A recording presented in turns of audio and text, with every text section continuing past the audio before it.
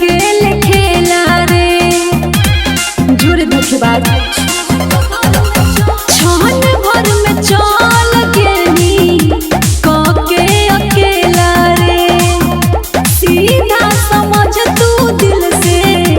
खेल गेल खेला रे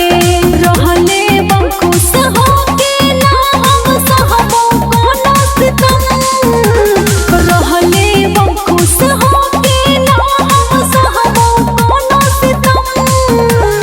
तोरो से खूबसूरत लइका पटा के देखा देबो हम और तोरो से खूबसूरत लइका पटा के देखा देबो हम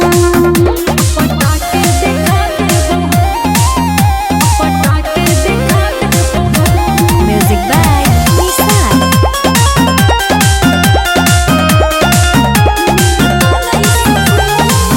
मिलतो नहीं सुकून घान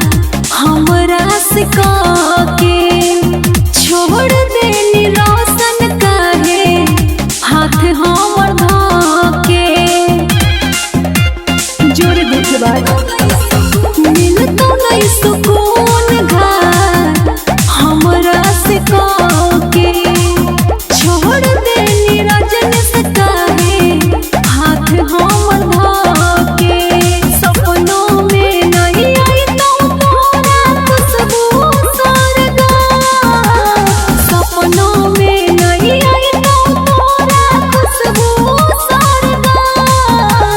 तोरो से खूबसूरत लइका पटा के देखा देबो हम और तोरो से खूबसूरत लइका पटा के देखा देबो हम